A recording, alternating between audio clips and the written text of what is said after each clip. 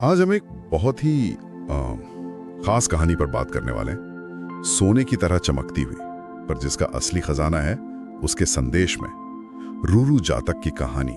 हाँ, स्वर्ण मृग की कहानी। ये बुद्ध के पूर्व जन्मों से जुड़ी कथाओं में से एक मानी जाती है।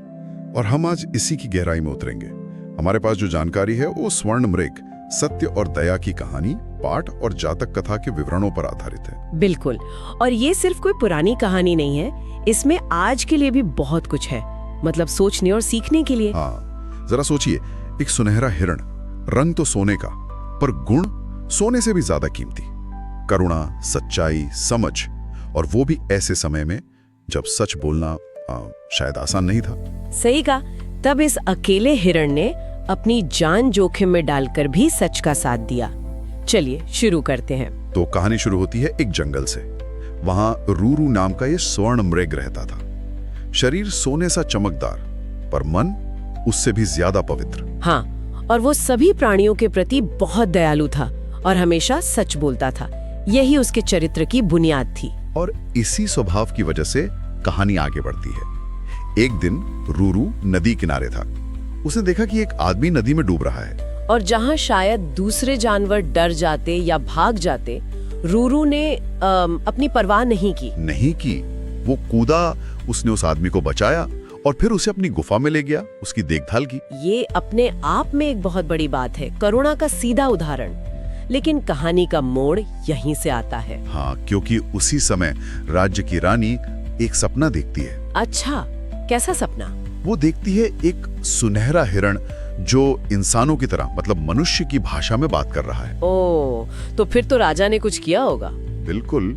रानी की इच्छा पूरी करने के लिए राजा ने पूरे राज्य में ढिंडोरा पिटवा दिया कि भाई जो कोई भी ऐसे हिरण का पता बताएगा उसे बहुत बड़ा इनाम मिलेगा। और यहीं वो कहते हैं ना, लालच इंसान को कहाँ ले जाता है। सही कहा।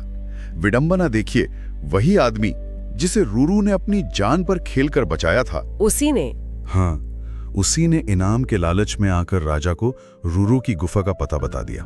विश्वासघात, मतलब जिसकी जान बचाई उसी के साथ ऐसा। यहीं पर कहानी का असली टकराव शुरू होता है। कृतज्ञता बनाम लालच, सच बनाम झूठ। सोचकर ये अजीब लगता है। फिर क्या हुआ? राजा पहुंच गया गुफा तक? हाँ, राजा अपनी पूरी सेना के साथ रूरू को पकड़ने पहुंच गया। और यही कहानी का सबसे नाटकीय मोड़ आता है। क्या हुआ वहाँ? जैसे ही राजा और सैनिकों ने रूरू को घेरा, रूरू अचानक इंसानी आवाज में बोल पड़ा। क्या? इंसानी आवाज में? ये तो किसी ने सोचा भी नहीं होगा। बिल्कुल नहीं। सब हैरान रह गए होंगे। और उसने सीधा राजा से एक सवाल पूछा, एक ऐसा सवाल जिसने शायद सबको झकझोर दिया। क्या सवाल था वो? रूरू ने पूछा, क्या मैं उसका भी बुरा सोच सकता हूँ जिसे मैंने मौत के मुंह से बचाया हो? मतलब कितनी शांति और सच्चाई थी इस सवाल में। कोई गुस्सा नहीं, कोई शिकायत नहीं, बस एक गहरा सच। वाह, इस एक सवाल ने तो पूरी स्थिति बदल दी होगी। हाँ, हवा का रुख ही बदल गया। राजा, जो शायद शिकार के इरादे से आया था, एकदम शर्मिंदा हो गया। उसे ना सिर्फ उस आदमी के विश्वासघात पर घिन आई, बल्कि शायद अपनी कार्रवाई पर भी पछतावा हुआ। ये तो बड़ी बात है। बिल्कुल। ये वो पल है जहां रूरू की सच्चाई, उसकी नैतिक शक्ति राजा की भौतिक शक्ति पर भारी पड़ती है। सत्य की जीत होती है व्यवहारिक रूप से। तो फिर राजा ने क्या किया? उस आदमी का क्या हुआ? राजा ने फौरन अपनी गलती मानी। उसने उस विश्वासघाती आदमी को सजा दी जो उसने किया उसके लिए, और रूरू से माफी मांगी। अच्छा। लेकिन बात यहीं खत्म नहीं हुई। राजा ने एक नई घोषणा भी की पूरे राज्य के लिए।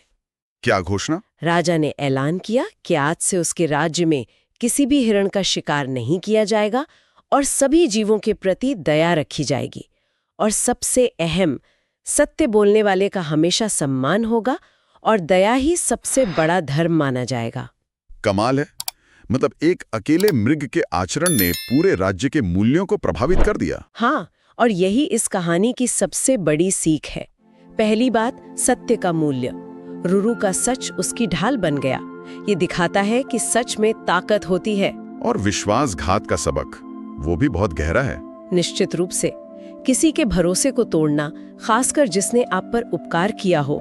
ये कहानी उसे सबसे बड़ा पाप बताती है। लेकिन कहानी सिर्फ सजा पर नहीं रुकती। नहीं, ये दया और क्षमा की ओर भी जाती है। राजा का माफी मांगना और रुरु का शांत रहना, ये भी एक संदेश है, गलती सुधारने और माफ करने का। और ये बुद्ध के संदेश से कैसे जुड़ता है? आपने शुरू में कहा था। हाँ, ये कथा बुद्ध के मूल विचारों को पुष्ट करती है कि असली ताकत बाहरी चीजों में नहीं, बल्कि अंदर की संवेदना, मतलब एम्पैथी, दूसरों के दुख को समझने और महसूस करने में है। रुरु की ताकत उसका सोना नहीं थी, उसकी करुणा और सच्चाई थी। तो संक्षेप में स्वर्ण मृग ने अपने कामों से दिखाया कि सच और दया सिर्फ किताबी बातें नहीं है, ये जीने का तरीका है और इनमें बदलाव लाने की ताकत है। बिल्कुल, रुरु की कहानी हमें सत्य और करुणा जैसे ऊंचे आदर्शों की याद दिलाती है। अब सोचने वाली बात शायद ये है कि आज की जिंदगी में, इस भागदौड़ में, हम इन आदर्शों का एक छोटा सा अंश भी कैसे अपना सकते हैं। शायद यही सवाल ये कहानी हमारे लिए छोड़ जाती है।